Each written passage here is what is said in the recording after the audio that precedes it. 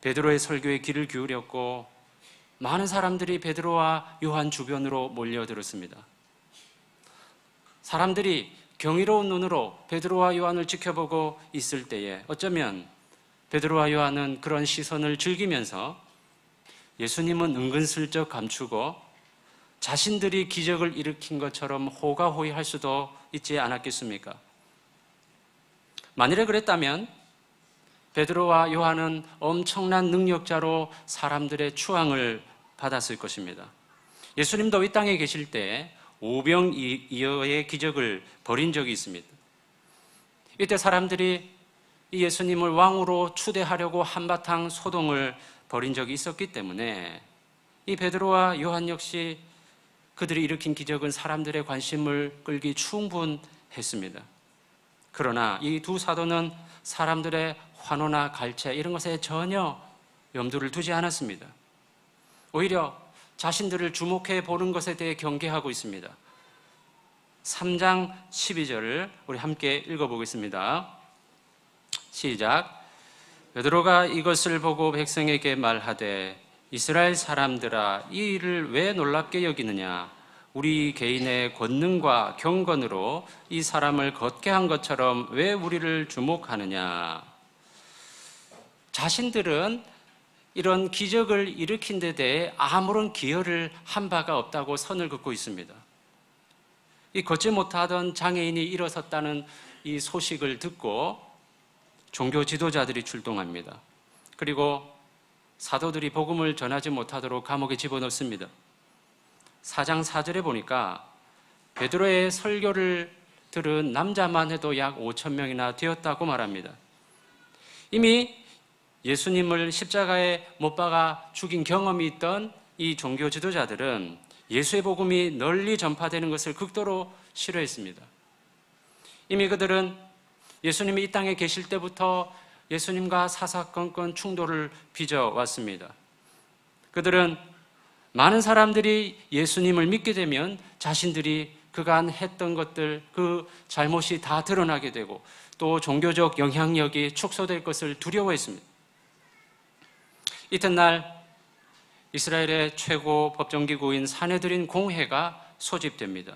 사네드린 공회는 대제사장을 비롯한 제사장 그룹과 유대인의 각 지파, 각 지역의 대표인 장로들, 그리고 율법학자인 서기관들로 이루어져 있습니다. 이들은 사네드린 공회를 통해서 로마 제국의 일정 부분 허락하에 자치 의결 활동을 하고 있었습니다. 이 사람들은 사형을 집행할 권한은 없었지만 감옥에 가둘 법적 권한은 가지고 있었습니다. 그들이 모였다는 것은 베드로와 요한이 일으킨 이 기적 앞에 종교적 지도자들이 굉장한 위기감을 느꼈다는 것을 말해줍니다. 그들은 베드로와 요한을 앞에 두고 그들이 일으킨 기적에 대해서 의혹을 제기합니다. 7절입니다. 너희가 무슨 권세와 누구의 이름으로 이 일을 행하였느냐?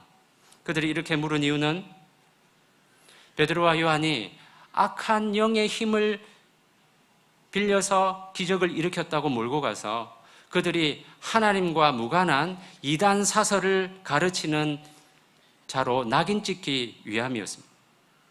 종교 지도자들은 예수님이 이 땅에 계실 때도 예수님이 귀신을 쫓아낸 일을 두고서도 바알세불의 힘을 빌려서 저렇게 한다 하고 예수님의 능력을 비하한 바가 있습니다. 기적을 일으킨 근원이 어디에서 비롯되었는지 물었을 때 베드로는 이렇게 답합니다. 10절입니다. 너희가 십자가에 못 박고 하나님이 죽은 자 가운데서 살리신 나사렛 예수 그리스도의 이름으로 이 사람이 건강하게 되어 너희 앞에 섰느니라. 베드로는 사내들인 공회 앞에서도 전혀 주눅들거나 겁먹지 않고 당당하게 그 장애인의 몸과 마음을 구원한 이는 바로 예수 그리스도라고 소개합니다. 사실 이 종교 지도자들이 제일 싫어했던 것이 바로 이 예수님의 이름을 거론하는 것이었는데 베드로는 주저함 없이 만천하에 예수 그리스도를 드러냅니다. 자칫하면 이런 발언이 종교 지도자들을 더 자극해서 베드로와 요한을 더 위태하게 만들 수도 있었지만 그들은 전혀 개의치 않습니다. 사랑하는 성도 여러분, 베드로와 요한은 어느 자리에 있든지 한결같이 예수 그리스도를 드러내고 있습니다. 성전 미문에 앉아 구걸하던 그 장애인을 일으켜 세울 때도 예수님의 이름으로 기적을 일으킵니다. 평생 동안 다리를 쓰지 못하던 사람이 벌떡 일어서서 걷기도 하고 뛰기도 하는 이 장면을 지켜본 많은 사람들이 베드로와 요한에게로 몰려들자 베드로와 요한은 또다시 이 모든 일은 다 예수님이 하신 일이라고 강조합니다. 3장 16절입니다. 예수로 말미암아 난 믿음이 너희 모든 사람 앞에서 이같이 완전히 낫게 하였느니라. 그리고 한바탕 소동이 벌어지니까 그들을 가두어 두고 신문했던 사내들인 공회 앞에서도 베드로는 나사렛 예수 그리스도의 이름으로 이 기적을 일으켰다고 말합니다. 베드로와 요한뿐만 아니라 모든 사도들은 언제 어디서나 한결같이 예수 그리스도만을 드러내고 전했습니다. 만일에 사도들이 각각 자기 영광을 추구했더라면 예수님 이름을 앞세워서 호가호위 하려고 했겠지만 그들은 오직 그리스도만을 증거합니다. 그런데 베드로와 요한을 신문했던 종교 지도자들은 어떤 자들입니까? 그들이야말로 하나님의 이름을 앞세워서 자신들의 이익을 도모했던 자들입니다. 사두개인들은 예루살렘 성전을 그들의 수중에 놓고서는 성전을 통해서 막대한 수익을 거둬들여서 성전 귀족이라고 일컬어지던 자들입니다.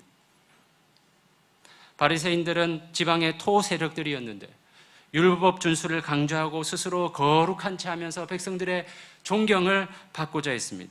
서기관들은 율법에 정통한 학자들인데 율법의 세부 규정을 만들어서 백성들을 통제하려고 했고 그 율법의 정신보다 법조문 자체에 사람들이 얽매이도록 만든 사람들입니다. 이같이 종교 지도자들은 하나님의 이름을 팔아서 높은 신분에 오르거나 백성들의 존경을 얻어내려고 했습니다. 이들은 마땅히 백성들을 하나님 앞으로 인도해야 될 책임이 있었지만 오히려 백성들이 하나님께 나아오는데 방해 역할밖에 하지 못했습니다. 그래서 예수님은 누가복음 11장 52절을 통해서 이렇게 말씀하십니다. 화 있을진저 너희 율법 교사여 너희가 지식의 열쇠를 가져가서 너희도 들어가지 않고 또 들어가고자 하는 자도 막았느니라 하시니라. 이런 사람들은 남의 권위나 힘을 이용해서 자기 배를 채우는 사람들입니다. 종교개혁 당시에도 이렇게 호가호위하는 종교 지도자들이 많았습니다. 교황을 비롯해서 로마 교회의 사제들은 예수님과 사도들의 권위를 마치 자신의 것인 양 가로채려 했습니다. 교황은 자기가 그리스도의 대리자라고 자처하면서 온 교회의 수익권이 자기에게 있다고 주장했습니다. 지금은 교황이 전 세계 모든 가톨릭 교회의 수장인 것을 당연히 여기지만 원래 교황은 로마라는 한 지방의 주교였는데 여러 지역의 주교 가운데 한 사람일 뿐이었습니다. 그런데 어느 때부터인가 로마 주교는 다른 주교들보다 더 우위에 있다고 주장하기 시작합니다. 그들은 주장하기를 로마의 제1대 주교는 베드로인데 예수님이 베드로 위에 교회를 세우겠다 하셨기 때문에 로마 교회가 모든 교회보다 우위에 있다는 것입니다. 그리고 로마 주교가 다른 주교들보다 더 권위가 있다고 주장하면서 이름도 교황이라고 바꾸더니 나중에는 실제로 모든 교회와 주교를 관할하는 위치에 오릅니다. 지금도 로마 가톨릭 교회에서는 예수님이 이 베드로 위에 교회를 세우셨다. 베드로에게 천국 열쇠를 맡기셨다. 라고 교황을 베드로의 후계자로 여깁니다. 그러나 예수님이 다른 11제자는 제쳐두고 베드로만 특별한 인물로 내세울 이유가 어디 있겠습니까? 그리스도의 대리자로 교황을 세우셨다는 성경적 근거가 어디 있습니까? 예수님은 베드로가 아니라 베드로의 신앙 고백 위에 교회를 세우겠다고 하신 것입니다. 성경은 베드로가 어떤 특별한 존재가 아니라 그저 12사도 가운데 한 사람이고 나머지 사도들과 동등한 위치에 있다고 증거할 뿐입니다. 교황제도가 등장한 이래 교황은 마땅히 그리스도에게로 돌아가야 할 영광을 자기가 가로채왔습니다. 예수님 시대의 종교 지도자들도 하나님의 이름을 팔아서 호가호위했듯이 교황 역시 그리스도를 앞세워서 호가호위하였던 것입니다. 중세의 로마교회 사제들은 자신들이 하나님과 신자 사이를 이어주는 가교 역할을 하기 때문에 죄를 지으면 사제에게 죄를 고백해야 한다고 가르쳤습니다. 당시에 영적으로 무지했던 신자들은 사제들의 가르친 대로 죄를 지을 때마다 사제에게 고해성사를 했습니다. 사제들에게만 죄 용서의 권세가 있는 것처럼 여기게 되었습니다.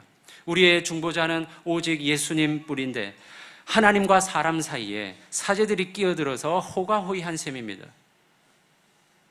오늘 본문에서 베드로는 오직 그리스도를 증거합니다. 걷지 못하는 장애인을 일으켜 세웠지만 그것이 자기의 능력이 아니라 그리스도께서 하신 일이라고 밝힙니다.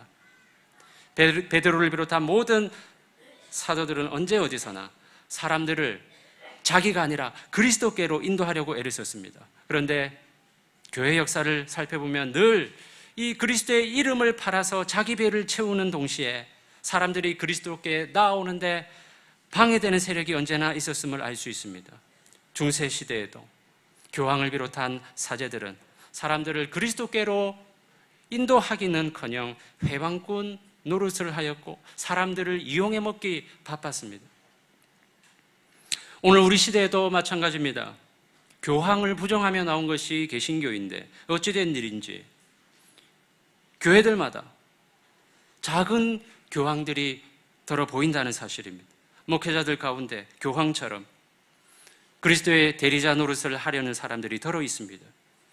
교회의 직분이 마치 위계 질서인 것처럼 집사 위에 장로, 장로 위에 목사라는 피라미드 구조를 만들어 놓고 목사를 잘 섬기는 것이 곧 하나님을 잘 섬기는 것이라 가르칩니다. 예배의 중심이 되어야 될 삼위 하나님은 제쳐두고 목사 자신이 예배의 주인공으로 등장하는 경우도 있습니다. 최근에 어떤 교회 예배 실황을 보니까 예배 중에 담임 목사의 일대기를 영상으로 보여주면서 하나님이 더 크게 쓰시는 주의 종이 되도록 한마음으로 기도합시다 하는 그런 영상이 나와서 깜짝 놀란 적이 있습니다. 과연 누구를 위한 예배인지 혼란스러울 정도였습니다. 그리스도의 자리를 인간이 가로채고 있는 것은 아닙니까?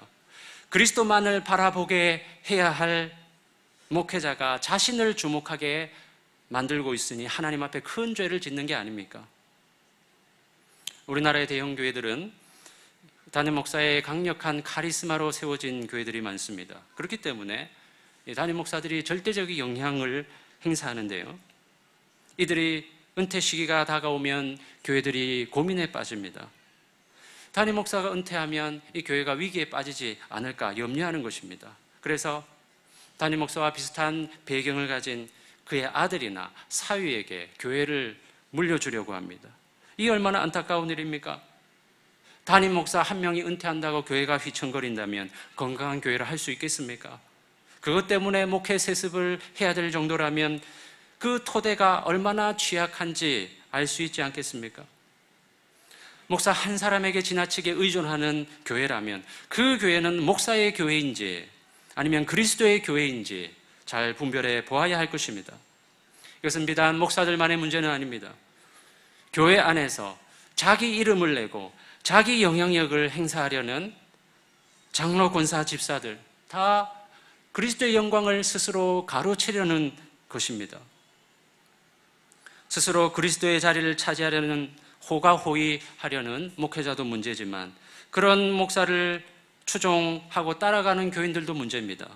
참된 하나님의 백성들은 분별력을 가져야 됩니다. 누가 참된 목자인지 구별할 줄 알아야 됩니다. 어떤 교회는 이미 죽은 목사를 그리워하면서 그 목사가 생전에 남긴 영상 설교를 보면서 지금도 예배를 드린다고 합니다. 교회에서 그리스도만이 드러나지 않고 특정 인간이 높임을 받는다면 그것은 올바른 교회라 말하기 어려울 것입니다. 주님께서는 요한복음 10장에서 양은 목자의 음성을 알고 따라가지만 타인의 음성은 알지 못하기 때문에 달아난다고 하였습니다. 아무 음성이나 듣고 따라가는 양은 주님의 양이 아니라는 말입니다. 진정한 목자의 음성을 잘 분별하여 따라가시는 성도 여러분 되시기를 바랍니다. 중세시대에는 이뿐만 아니라 당시에 신자들이 예수님 앞으로 나오는데 많은 장애물이 있었습니다. 성경에 무지했던 중세 사람들은 예수님을 무서운 심판자로 여겨서 예수님께 직접 나아가기보다 예수님의 어머니 마리아를 통해 기도하는 것을 선호했습니다. 마리아뿐만 아니라 각종 성인으로 추앙된 사람들도 기도의 대상이었습니다. 그러면서 점점 그들이 숭배의 대상이 되어갑니다. 성인들의 유골이나 그들이 지녔던 물건들을 성스러운 것으로 여기면서 그것 자체에 어떤 신비한 능력이 있다고 믿었습니다. 그래서 성물이 모셔져 있는 교회는 사람들이 몰려들었고 가짜 성물도 나돌았습니다.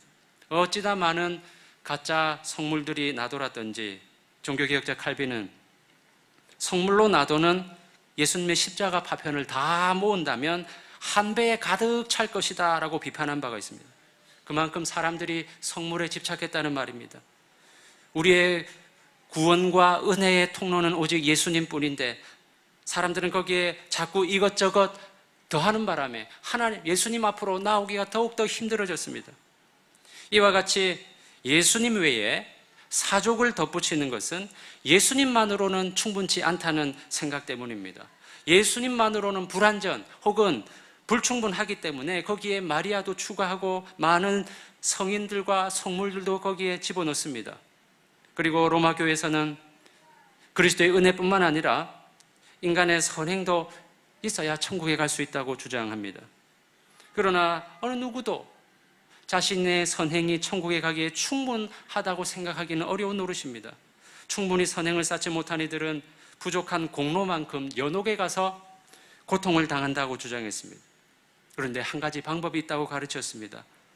성자들은 자신이 구원을 받고도 남는 공로가 있는데 교황이 이 공로를 나누어 줄 수가 있고 이 공로를 획득한 사람은 벌을 면하고 천국으로 직행할 수 있다는 것입니다. 이것이 바로 그 유명한 면벌부를 로마 교회가 팔게 된 이유입니다. 사람들은 그리스도를 제쳐두고 인간의 노력으로 구원을 얻기 위해 애를 썼습니다. 그리스도의 십자가의 은혜에다가 고행과 금식, 면죄부 같은 자기의 노력을 추가하려고 들었습니다. 바로 예수님 시대의 종교 지도자들이 백성들을 율법의 굴레에 가두어 버렸듯이 중세 시대에도 사제들이 구원을 받으려면 이것도 해야 되고 저것도 해야 된다 하면서 사람들을 미혹했습니다. 이것은 오늘날도 마찬가지입니다.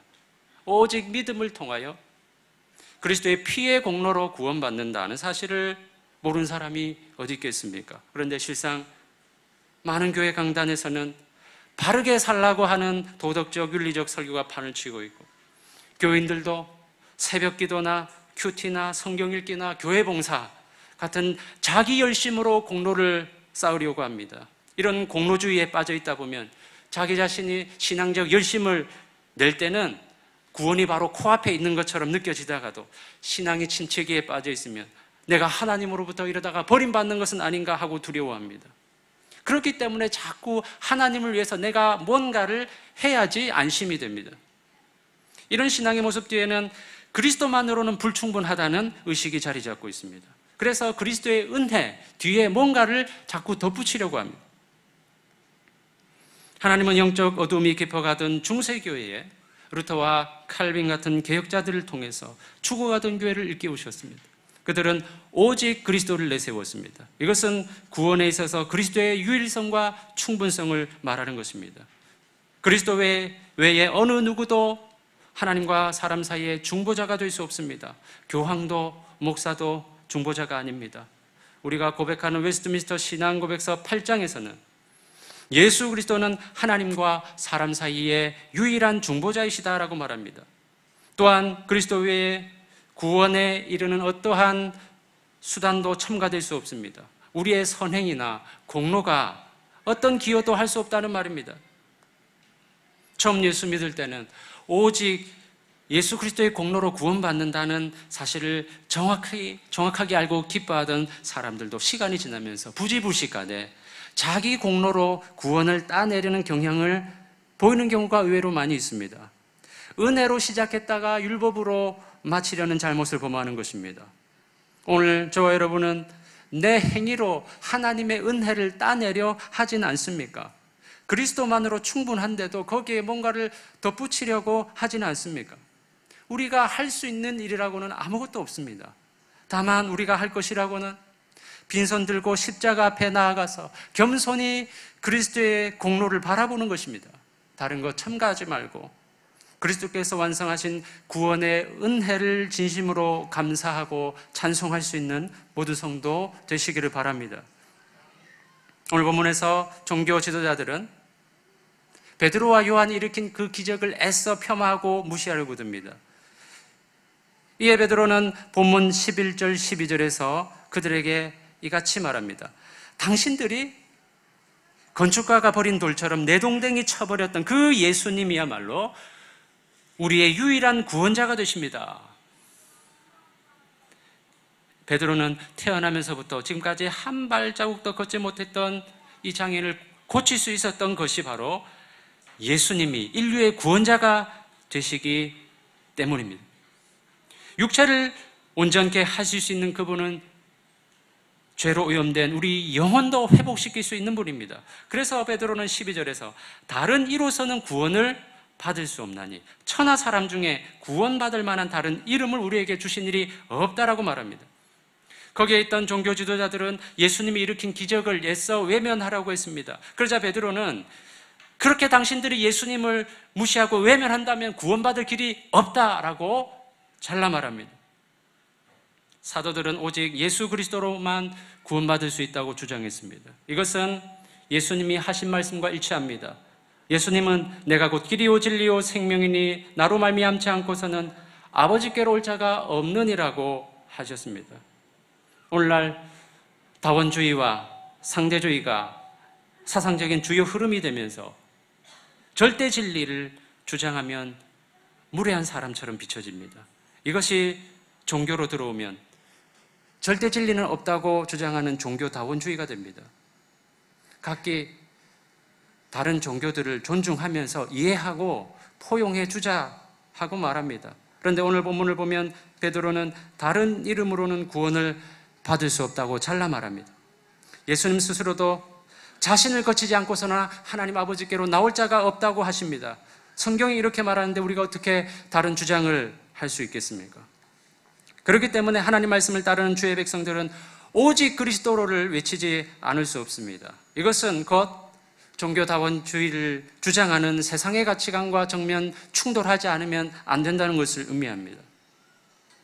이미 자신을 기독교인이라고 자처하는 사람 중에 상당수는 그리스도를 통해서만 구원받을 수 있다는 이 교리를 포기하고 있습니다.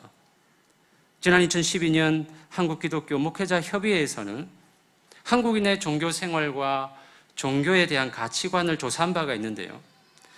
특정 종교뿐만 아니라 여러 종교에도 구원이 있다라는 항목에 대해서 그렇다라고 응답한 기독교인이 30.2%나 되는 것으로 나타났습니다.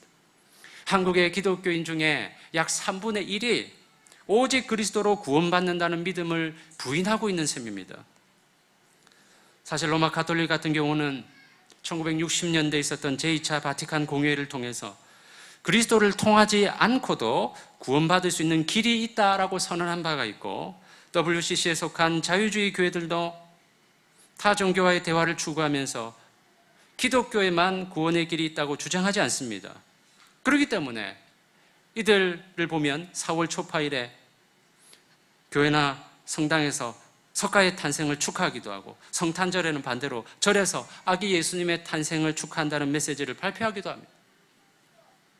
이미 다원주의 사회를 살아가는 일반인들이 볼 때는 이 종교 간의 이러한 교류가 하나의 아름다운 모습처럼 비춰집니다. 이러한 시기에 진리의 길은 오직 하나, 예수님뿐이다 라고 주장하는 우리는 종교 간의 평화를 저해하는 독선적인 집단이라 매도당하기 십상입니다.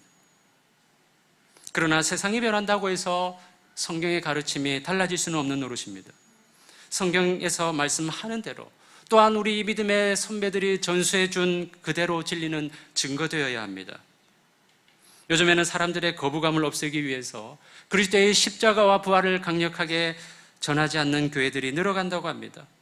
대신에 사람들에게 호감을 주기 위해서 엔터테인먼트적인 요소를 예배에 많이 도입하고 평안과 위로의 메시지가 난무합니다. 그러나 이것은 복음을 부끄러워하는 일이고 궁극적으로는 교회를 약화시키는 결과를 초래할 따름입니다. 이미 사도들도 복음이 세상 사람들에게 이질적이고 반감을 초래할 것이라는 사실을 그 당시에도 이미 알고 있었습니다. 사도 바울은 고린도전서 1장을 통해 이렇게 말합니다. 우리는 십자가에 못 박힌 그리스도를 전하니 유대인에게는 거리끼는 것이요 이방인에게는 미련한 것이로되. 당시의 유대인들은 나무에 매달린 자는 하나님의 저주를 받은 자라고 여겼기 때문에 십자가에 죽으신 예수님을 볼 때에 저 사람은 하나님의 저주를 받아 죽었구나라고 생각했습니다. 또한 헬라인들은 십자가는 너무나 끔찍한 사형틀이었기 때문에 십자가라는 단어조차 생각하기 싫어했습니다. 그런데 바울은 그 십자가에 달리신 예수님을 유대인과 헬라인에게 증거했습니다. 왜냐하면 오직 부르심을 받은 자들에게는 유대인이나 헬라인이냐 그리스도는 하나님의 능력이요 하나님의 지혜였기 때문입니다. 그 사실을 믿었던 바울은 그렇게 거리끼고 미련한 복음을 가지고 결국 로마 제국을 변화시켰던 것입니다. 지금도 기독교인들 가운데서는 너무 노골적으로 그리스도의 십자가를 통해서만 구원받는다고 강조하면 사람들이 싫어하고 교회를 찾지 않을 것이라고 생각하는 사람들이 적지 않습니다. 그러나 우리보다 먼저 강단을 무대로 고치고 선명한 복음 대신에 마음의 위로와 평안을 주는 메시지를 전했던 미국 교회를 보십시오. 과연 교회들이 부흥하고 있습니까? 번영신학의 대표적인 주자였던 로버트 슐러 목사, 사람들의 이목을 끌기 위해서 크리스털로 거대한 예배당을 지었습니다. 실제로 많은 사람들이 이곳을 방문하고 또 교인으로 등록도 했습니다. 그런데 그 크리스털 처치가 지금 어떻게 되었습니까? 재정적 파산을 맞이해서 그 건물이 통째로 로마 가톨릭에 넘어가고 말았습니다. 한국교회도 세상의 흐름을 쫓아가다가 이런 결과를 초래할지 모릅니다. 이 시대에도 여전히 미련해 보이는 이 십자가의 복음만이 교회와 세상을 살릴 수 있다는 사실을 기억해야 됩니다. 오늘 우리는 본문을 통해서 오직 그리스도라는 의미를 다시금 되새겨 보아야 됩니다. 사도들은 세상 법정 앞에서도 당당하게 그리스도께서 하신 일을 증거했습니다. 그리고 그리스도만이 세상의 유일한 구원자라고 외쳤습니다. 교회는 오직 그리스도를 증거해야 됩니다. 그리스도를 등에 업고 호가호위하려는 사람이 있어서는 안 됩니다. 또한 그리스도로만 구원받을 수 있다는 사실을 부끄러워해서도 안 됩니다. 세상은 아무리 종교 간의 일치와 화합을 주장해도 우리는 그리스도 외에는 구원의 길이 없음을 믿어야 됩니다. 이것이 바로 성경이 말하고 지난 2000년 동안 신앙의 선배들이 우리에게 전수해 준 복음입니다. 이 오직 그리스도라는 신앙을 굳게 믿고 당당하게 증거할 수 있는 모든 성도 되시기를 간절히 바랍니다. 기도하겠습니다.